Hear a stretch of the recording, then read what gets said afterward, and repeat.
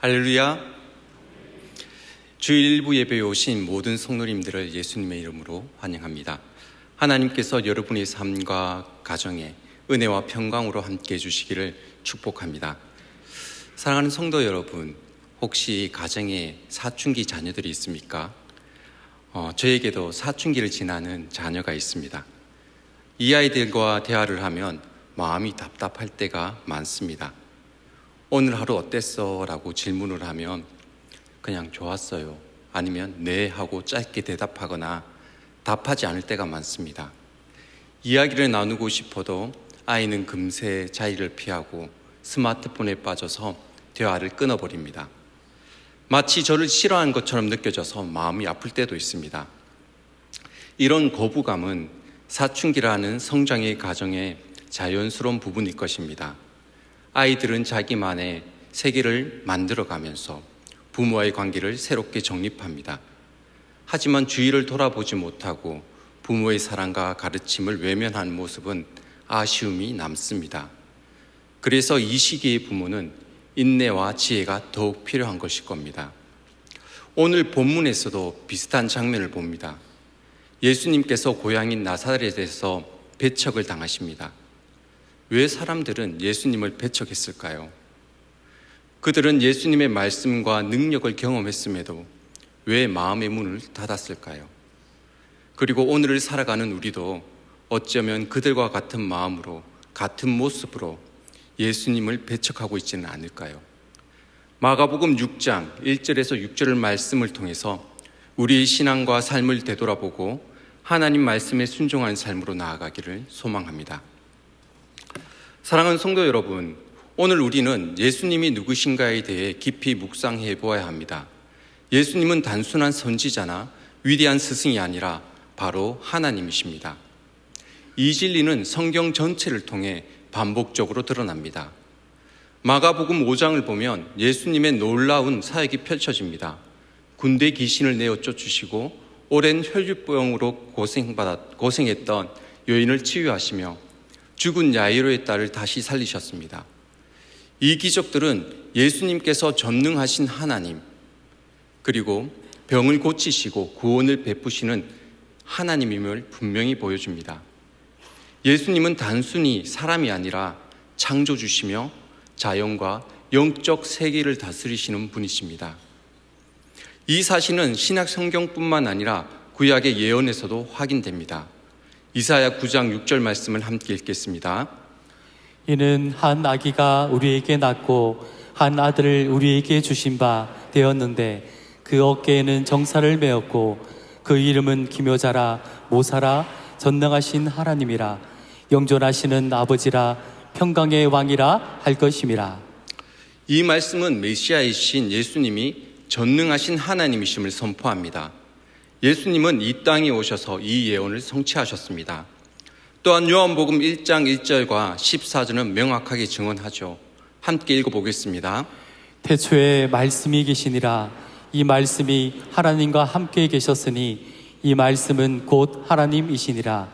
말씀이 육신이 되어 우리 가운데 거하심에 우리가 그 영광을 보니 아버지의 독생자의 영광이요 은혜와 진리가 충만하더라.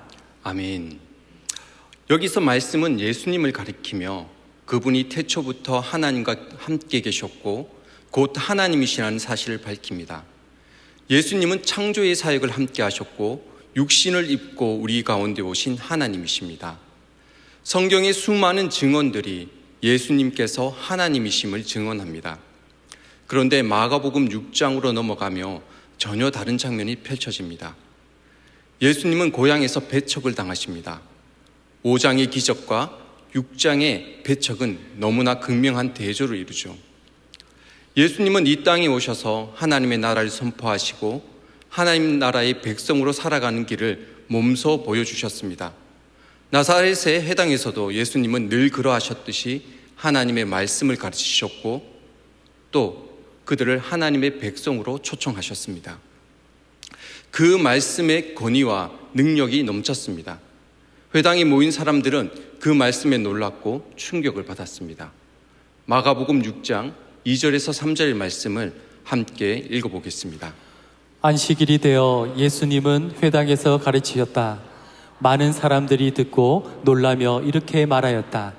저 사람이 이 모든 것을 어디서 얻었을까? 저 사람의 이런 지혜와 놀라운 힘이 어떻게 해서 생긴 것이냐?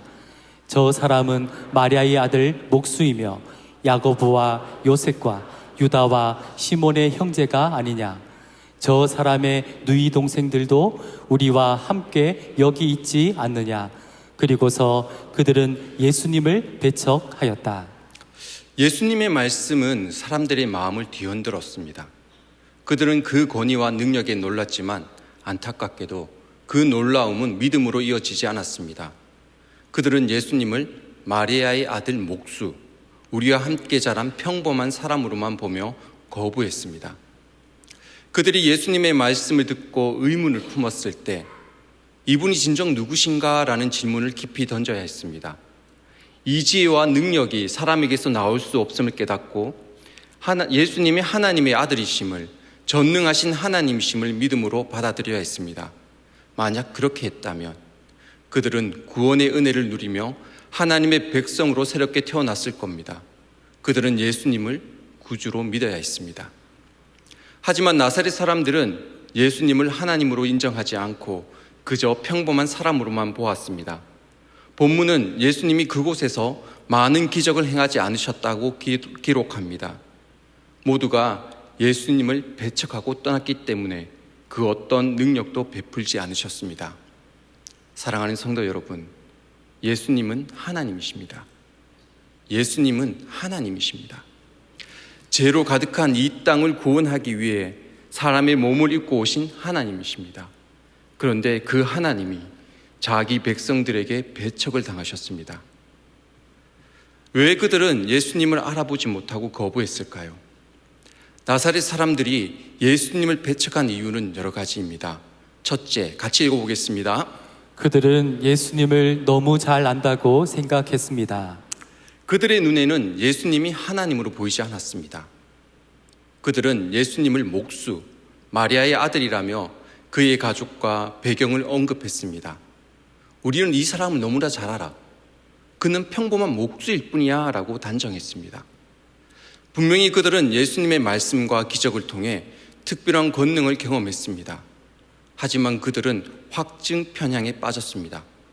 확증 편향이란 자신의 기존 믿음이나 가치관에 맞는 정보만 받아들이고 그와 다른 정보는 무시하는 사고방식을 말합니다. 나사렛 사람들은 예수님이 목수라는 사실, 함께 자란 동네 사람이라는 이미지에만 집착하며 그의 근위 있는 말씀과 기적은 외면했습니다. 늘 보던 사람이 갑자기 하나님의 사역자로 나타났으니 받아들이기 어려웠을 것입니다. 나사렛 사람들은 예수님을 잘 알고 있다고 생각했기 때문에 예수님을 하나님으로 믿지 못했습니다. 왜 그들은 예수님을 배척했을까요? 둘째, 같이 읽어보겠습니다. 예수님의 말씀은 그들의 삶에 변화를 요구했습니다. 지금처럼 살면 안 된다. 믿음으로 하나님의 말씀을 붙잡고 하나님 나라를 위해서 살아야 한다라는 예수님의 가르침은 그들의 기존 가치관과 충돌했습니다. 예수님의 말씀대로 살려면 그들은 편안한 삶, 익숙한 습관, 세상적 욕심을 내려놓아야 했습니다. 그래서 그들은 현재의 삶을 지키기 위해 예수님을 비판하고 거부했습니다. 마가복음 10장에 보면 부자 청년이 나옵니다. 그는 예수님께 영생을 구하러 찾아왔습니다. 하지만 예수님께서 이렇게 말씀하셨죠. 내 재산을 팔아 가난한 자들에게 나누어 주고 나를 따르라 라고 말했습니다. 이 청년은 그때 근심하며 떠나갔습니다. 영생을 원했지만 현재의 부유한 삶을 포기할 수 있는 용기가 없었던 겁니다. 나사렛 사람들도 이와 비슷했습니다. 예수님의 말씀은 그들에게 도전이었고 그들은 그 도전을 외면했습니다. 왜 그들은 예수님을 배척했을까요? 셋째, 같이 읽겠습니다. 그들의 불신 때문입니다. 마가복음 6장 6절도 함께 읽어보겠습니다. 저희의 믿지 않음을 이상히 여기셨더라. 이에 모든 촌에 두루 다니시며 가르치시더라. 예수님은 나사렛 사람들의 불신에 놀라셨습니다.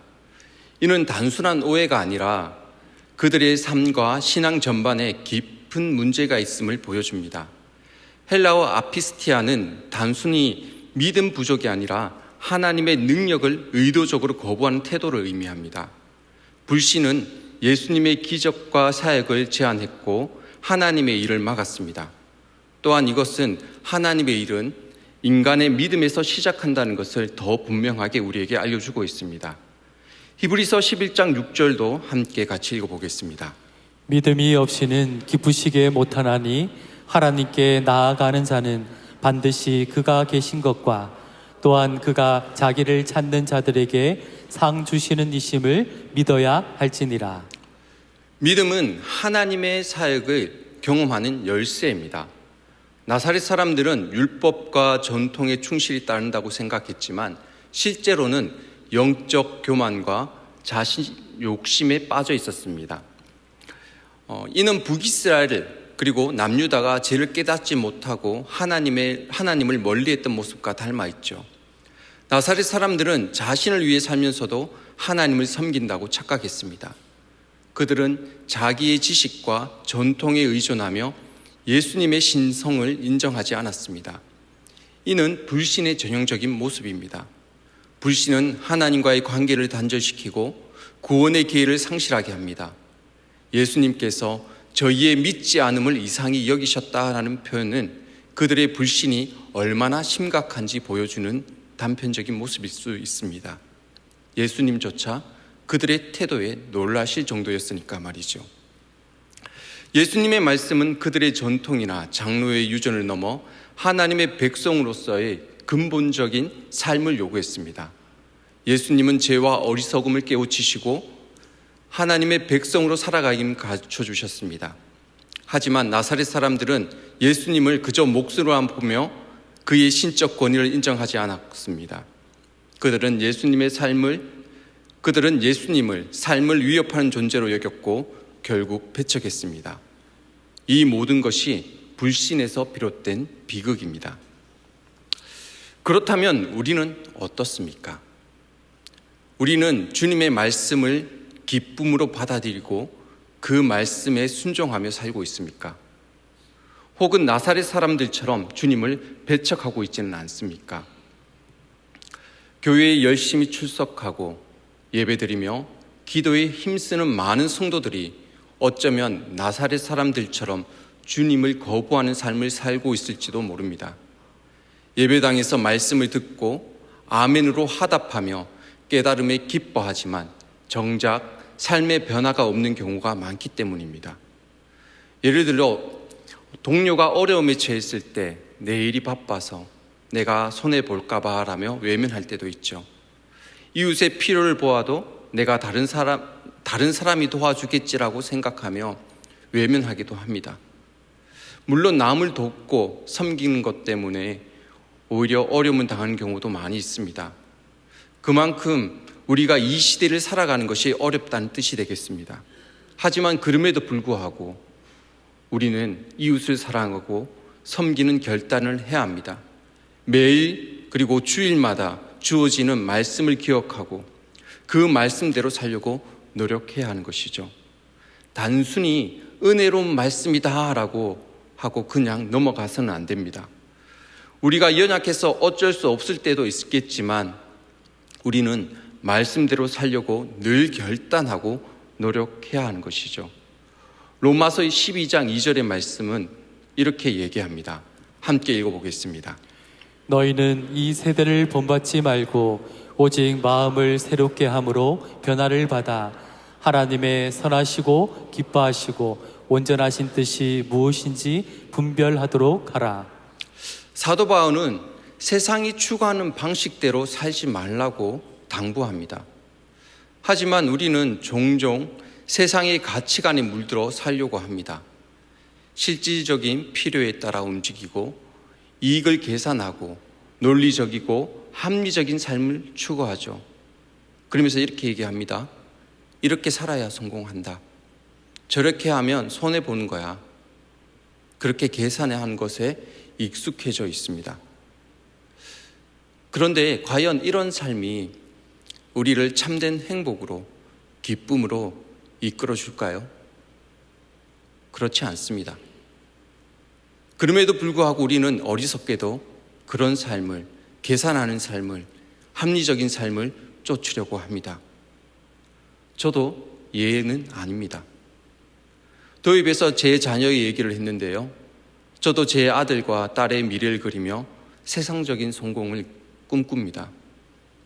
좀 더 열심히 했으면 좋겠는데, 좀 더 공부 많이 했으면 좋겠는데, 좋은 학교 갔으면 좋겠는데, 커서 좋은 직장을 얻었으면 좋겠는데, 뭔가 세상적인 성공을 위해서 나갔으면 좋겠다라는 생각들을 하게 됩니다. 말로는 믿음으로 사는 것이 중요하다고 그렇게 말하면서도 세상 사람처럼 살았으면 좋겠다는 마음이 순간순간 솟아오릅니다. 여러분은 어떠신가요? 사도 바울도 이런 연약함 때문에 고백했습니다. 그는 자신의 내면에서 솟아난 정욕 때문에 매일 죽는다고 탄식했습니다. 자신 스스로를 개수 중에 개수라고 얘기했고 지극히 작은 자라고 얘기를 했습니다. 우리도 이렇게 연약합니다. 그럼에도 하나님은 연약한 우리를 사랑하시고 실패해도 다시 일으켜 주십니다. 날마다 새로운 힘을 주시고 작은 깨달음을 실천하도록 인도하시죠. 오늘보다 내일이 조금 더 낫도록 우리를 독촉하십니다. 하지만 우리는 종종 주님의 음성에 응답하지 않습니다. 예배에서 들은 말씀, 매일 읽는 성경을 통해 또한 기도 중에 받은 감동에도 불구하고 순종하지 않는 우리의 모습은 나사렛에서 예수님을 배척했던 사람들과 다를 바가 없습니다. 혹시 이렇게 생각하시는 분도 있을 것 같습니다. 나는 그들과 달라. 그들은 예수님이 누구인지 몰랐지만 나는 잘 알고 있으니까. 하지만 마태복음 7장 21절에서 23절은 이렇게 경고합니다. 함께 읽겠습니다. 나더러 주여 주여 하는 자마다 천국에 다 들어갈 것이 아니요 다만 하늘에 계신 내 아버지의 뜻대로 행하는 자라야 들어가리라. 그날에 많은 사람이 나더러 이르되 주여 주여 우리가 주의 이름으로 선지자 노릇하며 주의 이름으로 귀신을 쫓아내며 주의 이름으로 많은 권능을 행치 아니었나이까 하리니 그때 내가 저희에게 밝히 말하되 내가 너희를 도무지 알지 못하니 불법을 행하는 자들아 내게서 떠나가라 하리라. 이 말씀은 열매로 그들을 알리라는 맥락에서 주어졌습니다. 믿음의 증거는 삶의 변화로 나타나야 한다는 것이죠. 믿음을 권력이나 개인의 유익을 위해서 사용해서는 안 된다는 것입니다. 믿음으로 사는 것은 말씀을 삶으로 증명하는 것입니다. 말씀을 듣고 좋다고 느끼는 데서 그치지 않고 말씀 그대로 살려고 애쓰는 것이 믿음입니다. 그렇게 노력할 때 주님은 우리에게 감당할 수 있는 힘을 주십니다. 이 과정은 힘들고 어렵습니다. 하지만 그 안에는 기쁨과 소망, 능력이 있습니다. 하루를 실패하더라도 주님이 다시 일으켜 주시기 때문이죠. 또 그 손을 잡고 도전하고 또 도전을 하면 우리는 예수님을 배척하는 삶이 아닌 말씀에 순종하고 따르는 삶을 살게 됩니다. 작은 실천, 믿음의 뿌리에 둔 변화, 소망을 향한 확신이 우리를 성도로 살아가게 합니다. 예를 들어 바쁜 아침에 잠깐이라도 멈춰 기도하는 시간을 갖거나 어려운 이웃에게 따뜻한 말을 한마디를 건네는 것처럼 작은 실천은 우리에게 큰 변화를 만들어냅니다. 이 여정은 혼자 가기 어려울 수도 있습니다. 그래서 하반기 양육 훈련을 추천해 드립니다. 다양한 훈련 중 하나를 선택해 진지하게 참여해 보십시오. 신앙의 동력자들과 함께 격려하고 응원하며 하나님께서 기뻐하시는 변화를 만들어 가시길 바랍니다. 또한 지금 하고 계신 감사 노트도 매일매일 챙겨서 꼭 해보십시오. 올 한 해가 감사로 가득하게 될 것입니다. 그러면 지금보다 더 나은 내일을 살아갈 수 있습니다. 주님을 배척하는 삶이 아니라 주님과 동행하는 삶을 살게 될 것입니다. 말씀을 맺겠습니다. 사랑하는 성도 여러분, 오늘 우리는 마가복음 6장 1절에서 6절을 통해 나사렛 사람들이 예수님을 배척한 이유를 살펴보았습니다. 그들은 예수님을 몫으로만 보고 배척했지만 예수님은 죄인을 구원하기 위해 이 땅에 오신 하나님이십니다. 그들의 익숙함과 편견, 세상적 가치관, 그리고 불신이 예수님의 신적 권위를 가렸습니다. 그들은 율법과 전통을 붙잡고 영적 교만에 빠져 있었고 결국 예수님을 배척했습니다. 이는 단순히 과거의 이야기가 아닙니다. 오늘 우리가 살아가는 이 날에도 오늘날에도 일어나고 있는 일입니다. 오늘 이 시간 우리의 신앙을 깊이 돌아봅시다. 우리는 나사렛 사람들처럼 예수님을 배척하고 있지 않습니까? 예배당에서 아멘으로 화답하며 말씀에 감동받지만 삶으로 그 말씀을 살아내지 못한다면 우리도 그들과 다르지 않습니다. 사춘기 자녀가 부모의 사랑을 서툴게 받아들이듯 우리도 때로는 주님의 음성에 서툴게 응답합니다. 하지만 하나님은 우리의 연약함을 아시고 우리를 포기하지 않으십니다. 날마다 우리의 손을 잡아 일으켜 주시고 작은 실천을 통해 우리를 변화시키십니다. 예수님의 말씀은 단순한 가르침이 아닙니다. 그것은 우리의 삶을 새롭게 하고 하나님 나라로 인도하는 생명의 말씀입니다. 주님의 말씀에 순종하려는 발걸음조차 주님은 기뻐하십니다. 작은 믿음의 실천, 이웃을 향한 따뜻한 손길, 말씀을 붙잡으려는 노력, 매일의 순종, 이 모든 것이 주님과 동행하는 삶으로 우리를 이끌어줍니다. 그리고 마태복음 7장 21절에서 23절의 경고를 기억하시기 바랍니다. 주여 주여 부르는 것만으로는 부족합니다. 믿음은 삶의 변화로 증명되어야 합니다. 말씀을 듣고 감동받는 데 그치지 않고 그 말씀대로 살려고 애쓰는 것이 참된 믿음입니다. 그 길이 어렵고 힘들지라도 주님은 우리와 함께 하시며 감당한 힘을 주십니다. 오늘부터 믿음의 작은 실천을 시작합시다. 아침에 성경 한 구절을 묵상하며 하루를 시작한다는 거나 어려운 이웃에게 작은 도움의 손길을 내밀어 보십시오. 신앙 공동체 안에서 서로 격려하며 양육 훈련에 참여해 보십시오. 그러면 우리의 삶은 점점 더 주님의 뜻에 가까워지게 될 것입니다. 나사렛 사람들처럼 예수님을 배척하는 삶이 아니라 믿음으로 예수님을 영접하며 말씀대로 살아가는 삶이 되기를 축복합니다. 이 시간 오늘 말씀을 기억하며 기도 제목을 읽고 함께 기도하겠습니다. 같이 읽겠습니다. 하나님의 은혜를 깊이 깨닫게 하시고 제 마음의 불신과 배척의 마음을 없애주소서. 말씀 앞에 겸손히 순종하는 믿음을 허락하소서. 삶 가운데 예수님의 사랑을 실천하게 하시고 서로 용서하며 사랑하는 공동체가 되게 하소서. 우리 교회와 성도들을 보호하시고 인도하사 어려움 속에서도 흔들리지 않는 믿음을 허락하소서. 함께 기도하겠습니다. 하나님 아버지, 오늘 주신 말씀을 기억합니다.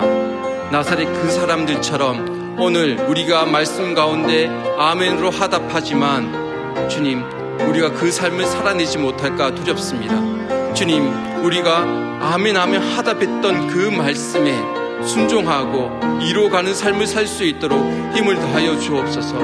그래서 작은 것 하나하나 실천하며 그것이 쌓여갈 때 우리 삶에 큰 변화를 일으키게 하시고 살아있는 하나님의 말씀이 우리의 인생과 우리의 가정과 우리 교회와 우리가 속한 이 나라와 이 땅 가운데 이루어지게 하여 주옵소서. 그래서 우리 대형교회 모든 성도들이 하나님을 그 뜻을 이루어가는 거룩한 삶을 살아갈 수 있도록, 또한 믿음 흔들리지 않는 삶을 살아갈 수 있도록 주님께서 도와주옵소서. 은혜가 풍성하신 하나님, 오늘 마가복음의 말씀을 통해 우리에게 귀한 교훈을 주신 주님께 감사드립니다. 나사렛 사람들이 예수님을 배척한 모습을 보며 우리 안에 불신과 편견, 세상적 가치관을 내려놓습니다. 익숙함이 주님의 권위를 가리지 않게 하시고 연약함 속에서도 믿음으로 주님을 온전히 맞이하게 하옵소서.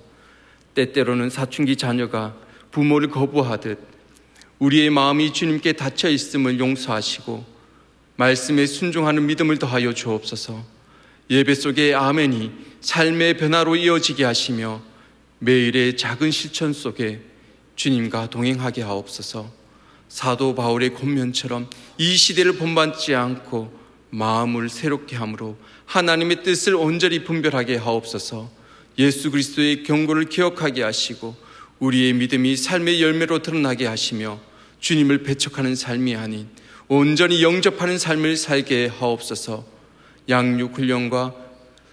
영육훈련을 통해 공동체 안에서 서로 격려하며 믿음 안에서 성장하게 하옵시고 특별히 목회 연구월 중에 계신 담임 목사님께 영육간의 강건함을 부어주옵소서. 깊은 묵상과 연구 속에 하나님의 지혜와 새 힘을 더하여 주옵소서. 맡겨진 사역을 넉넉히 감당할 힘을 주시며 하반기 사역과 내년 사역을 기도로 잘 준비하게 하옵소서. 남아있는 2025년을 주님의 은혜와 사랑으로 아름답게 채워가게 하옵소서. 이 시간 마음을 담아 헌금을 주님 앞에 올려드립니다. 기쁘게 받아주시고 교회와 복음 사역을 위해 귀하게 사용하여 주옵소서. 우리의 작은 정성과 헌신이 많은 이들에게 복음의 빛과 사랑으로 전해지게 하옵소서. 우리의 능력과 소망 되신 예수님의 이름으로 기도드리옵나이다. 아멘.